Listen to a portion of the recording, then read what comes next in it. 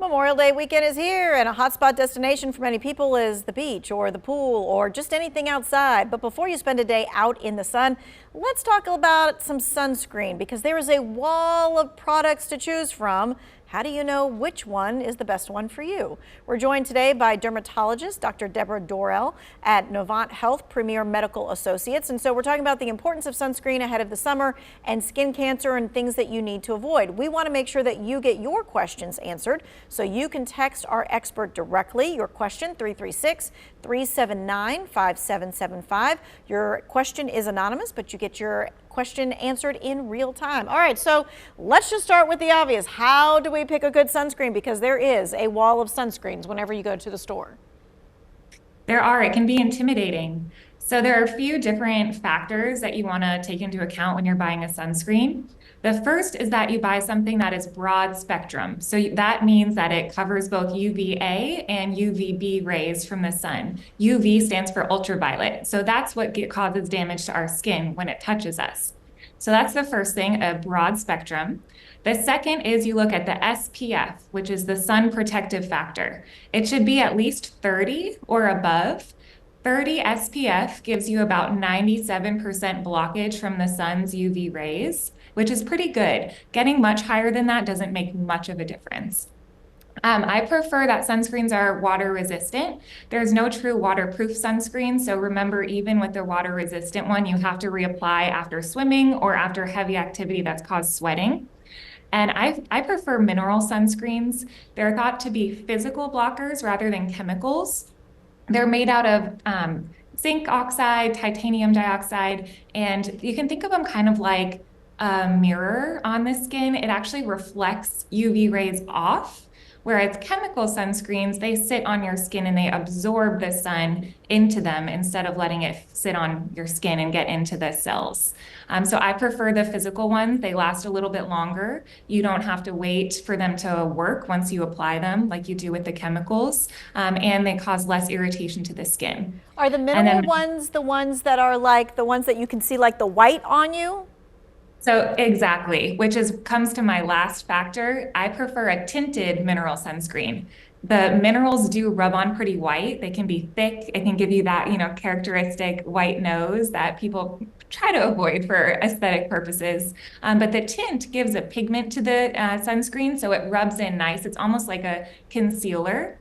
And it also protects you from visible light, not just UV rays. So that's light that's coming from your cell phone, your computer screen, or even like the ambient lights around us. So it can be more protective even. Okay, so a mineral sunscreen with the tint so that maybe you don't like walk around looking like you're just white everywhere. Okay, like you painted yourself. All right. Does it matter if your sunscreen is a spray or a lotion?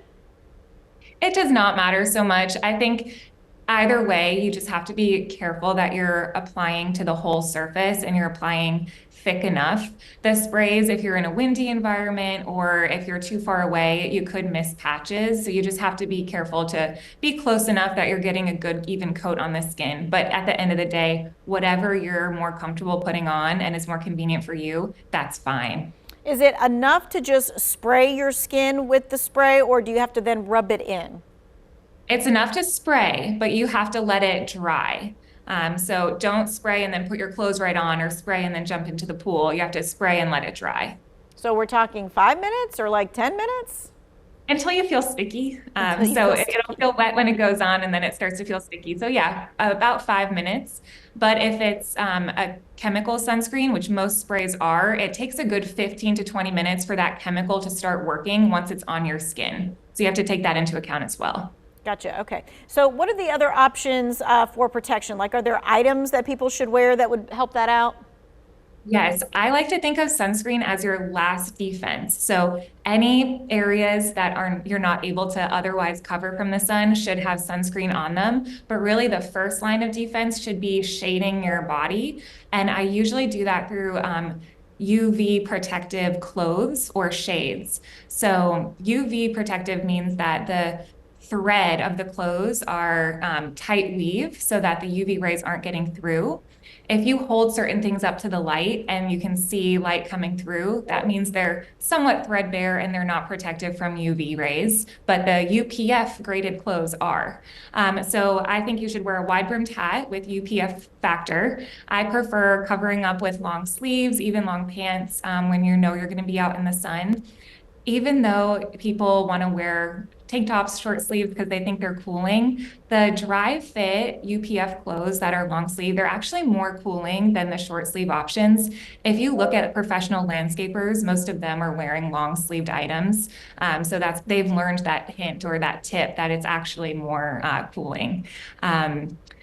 Other things, when I travel to the beach, I bring a big canopy that has UPF, and that can be really helpful because you can just set up shop, make sure you're under that. And if you're venturing out into the sun, put on your hat or put your sunscreen on. Okay, all right. So what we're going to do is we're going to take a quick break, but when we come back, we're going to talk about what do you do when you get a sunburn, and are there things you can do to help heal the sunburn faster? We're taking your questions as well. 336-379-5775. We'll be right back.